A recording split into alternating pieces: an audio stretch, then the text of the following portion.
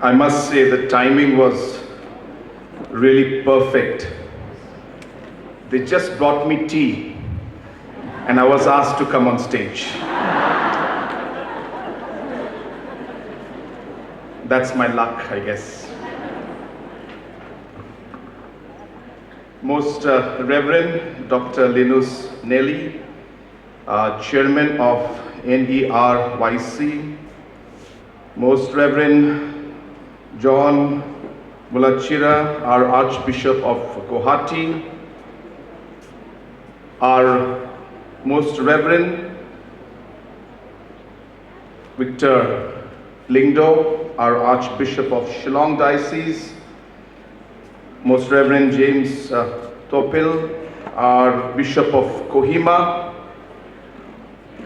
all our other Reverend Fathers who are present out here, especially Reverend Father John Berman, all the officials of the ICYM Regional Committee, the National Committee, all delegates, ladies and gentlemen. I don't know how much time I should take because it's been a very, very long day. So I will try to be as short as possible. But as you know, you made a big mistake calling a politician. I will keep you here for some time, I assure you. But when Reverend Father John Berman was felicitating everyone, you know, I think there were lesser people left to felicitate than the people who were felicitated, I think. He felicitated almost everyone. And I was telling our Archbishop, Dr. Linus Nelly, that maybe you should have actually used that dowel. We would have saved half an hour. And I really, when I heard the speech, the sermon given by Most Reverend Dr. Linus Nelly, you know, I didn't miss a single word he said. I was absorbing everything that he mentioned. It was so deeply intellectual as well as religious. And I was wondering, I wonder who was his teacher that he came out to be so good. And then he came up on stage and he revealed it himself. So I know, Your Grace, where you got all those, qualities from. I hope that in today's program, as well as the next 2 to 3 days that you will be here, I hope that all of you will be able to become pilgrims of hope, even in small ways. It's about, the care that you give. It's about the prayer. It's about the purposeful actions that you do. Small things that are there can bring hope and can bring change. And especially in today's world, where there is so much of problems, issues, so much of concern, so many problems that's facing us, I'll tell you that small aspect of hope can really take us very, very far. So I'm so happy. It was, of course, His Holiness Pope Francis who had, in the 2025 Jubilee, mentioned the theme of Pilgrims of Hope. And we are so happy that we're able to take this forward. And today, the ICYM and the Regional Committee is actually having this program. And I'm so glad to be part of this. I thank each and every one of you for inviting me and giving me this opportunity to be here today, this evening. The second part is my small suggestions that I would like to give, especially to the youth. I only have 2 to 3 suggestions which I always share with the youth. I start with a story which I share very often. It's not a story that people have not heard me speak, but I'm very motivated with this story. And that's why I use this story. Maybe you've heard me give this story out before. But this story is really about football. And it's a story about two teams playing football for about 3 hours. And after they played football for 3 hours, the score was 0-0.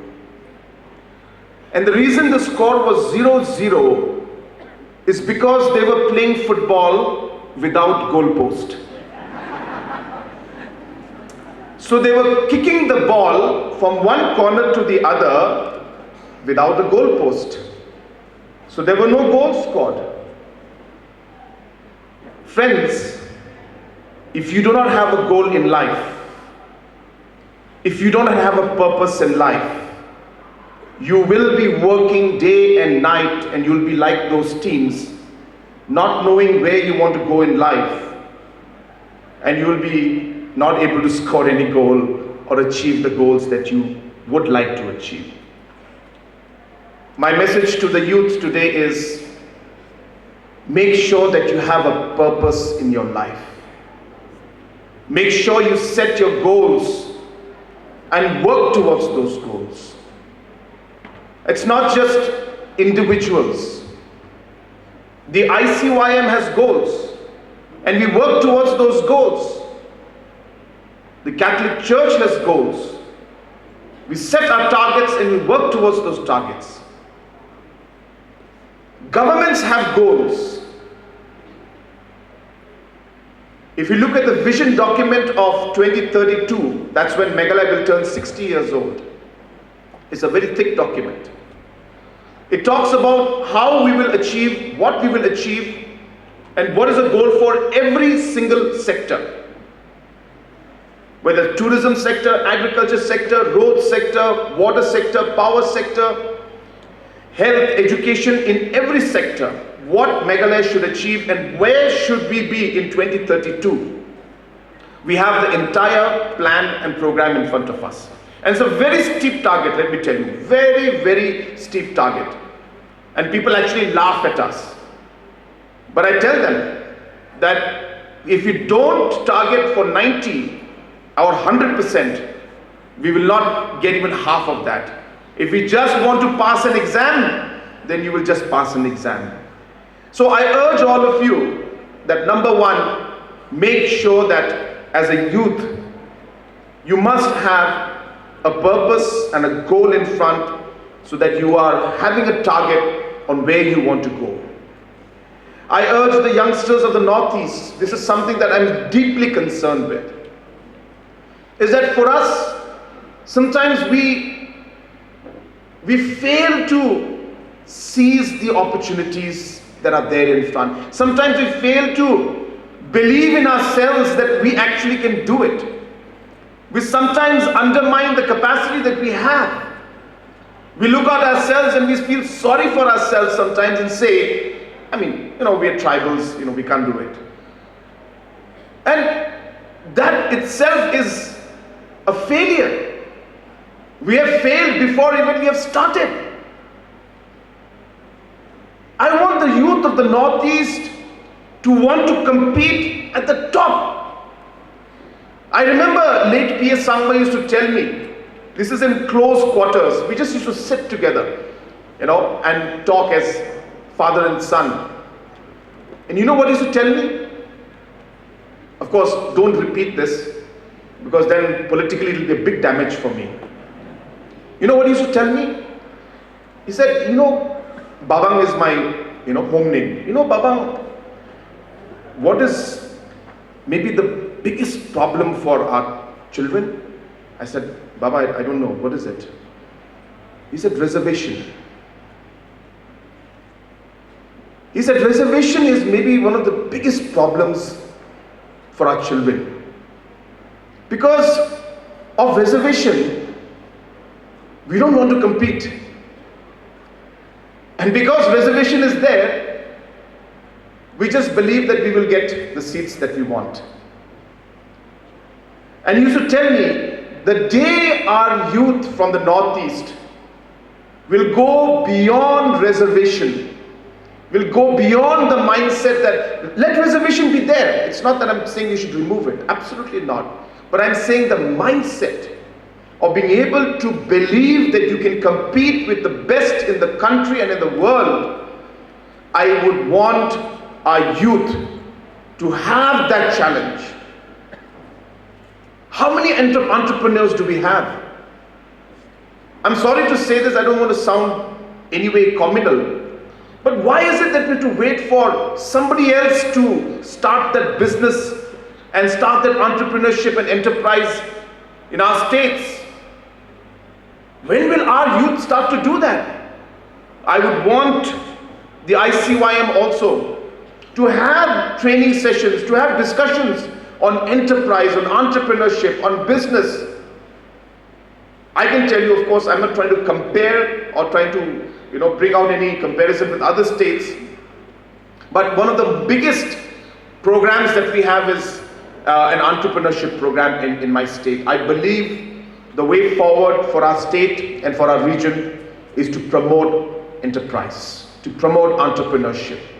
And we must do it. We must go out of our way to do it.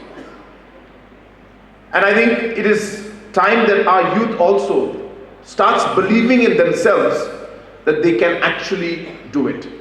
So I urge, have a purpose, have a goal, have a focus, and you may change your goal 10 years from now, that's fine. But at least you know what you want to do now, and you'll work towards it. Start to be enterprising. Very, very important for our youth. If we're not going to be enterprising, I'll tell you, we'll be left far, far behind. Do it.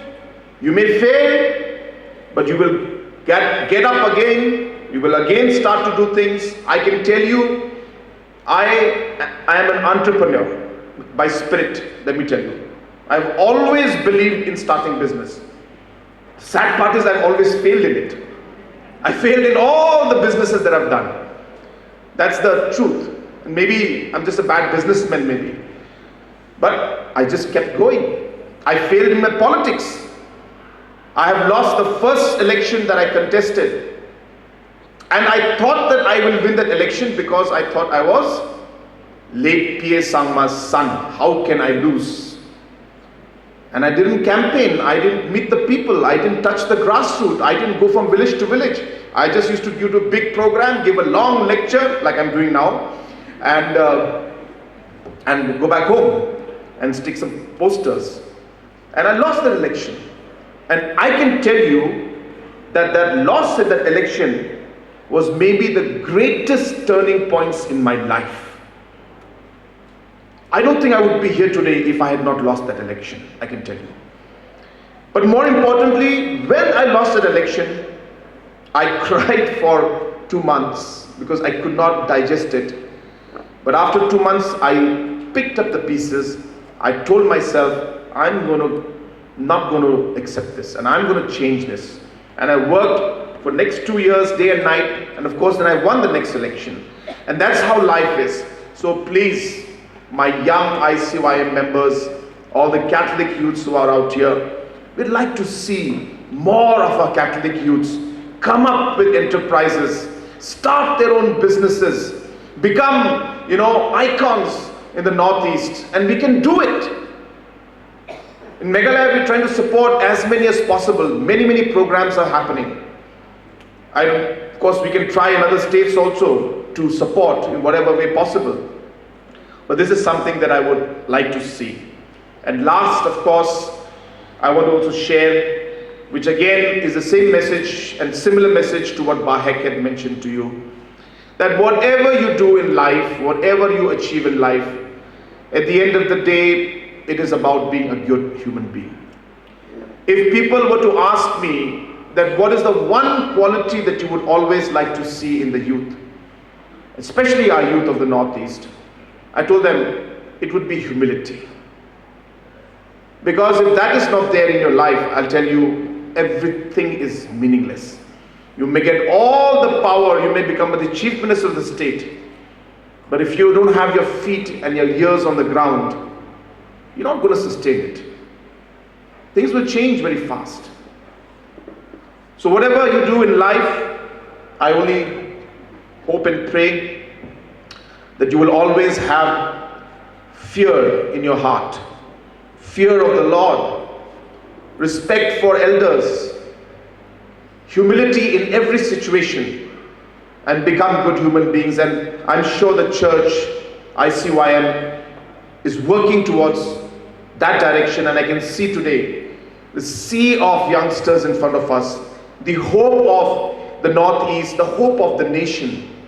India is young, but Northeast is even younger. Maximum of our population in the Northeast is Gen Z, Gen Alpha, and Gen Beta. Whereas if you look at the rest of the country, most of the population is the millennial and a bit part of the Gen Z. So we are here as Gen Alpha and Gen Beta, and Gen Z are the maximum. So if you look at the population, it's a pyramid like this. The lowest population is the maximum. Meghalaya, for example, out of 38 lakhs, okay, 38 lakh people, 18 lakh people are below the age of 20. That means 50% of my population is below the age of 20. There are only 6 lakh people in my state, including Bahek and myself and Most Reverend Victor Lingdo, who are above the age of 45. And I think hardly about 50,000 people who are above the age of 70. So you can imagine the kind of potential we have. And I keep telling people, youth is our greatest asset. The youth is our greatest challenge. It all depends on how we nurture it. If we nurture it well, Nagaland, Meghalaya, Manipur, Mizoram, the Northeast and India will shine. Because this youth will be the greatest constructive force that we have seen in this world. And if we can't nurture it, and if they get in the wrong direction and start doing the wrong things, then they will become the biggest destructive force that the world has seen. Same youth, matter of how we look at it and matter of how we nurture it. And that's really what ICYM, that's why it's so important. That's why when I was told that, sir, please come, I said, I will absolutely come. And I'm going to the program in October in Kerala also, in the National ICYM program, because I want to talk to the youth. I want to tell our youth that this is the opportunity. Let us not let go. And the theme, so rightly chosen by late Pope Francis, Pilgrims of Hope, is so appropriate on an occasion like this. And I'm sure that we will all achieve that in the days to come. And ICYM will lead you, will direct you, will nurture you to be there as the constructive force to take our region and our state and our country forward. I wish you all the very best. May God bless each and every one of you. And before I conclude, Father John had given so many mementos to everybody. Somebody has to give him something also. It's really, really unfair. So I know this also is really wrong. I should not be doing this. And all the archbishops are here. I feel very scared to do this. When I went to Rome and I came back from Rome in Pope Francis' funeral, when I met Nuncio, so he blessed and he gave me this rosary. So I would like to hand over this rosary to Father John, though actually he's supposed to give me a rosary. And how do you know that? So I expect a rosary from him also, but I thought this is a meaningful memento and a meaningful gift from my side. I cannot call it, as a religious thing, because it's not really for me to do it. He's supposed to do it for me. Yeah. But I would like to present this small rosary blessed by our nuncio who gave it to me, and I would like to give it to Father John for all the work that he's been doing. And let's give him a round of applause, really. And he'll be going at the national level now, right? He will be the big boss. Yeah.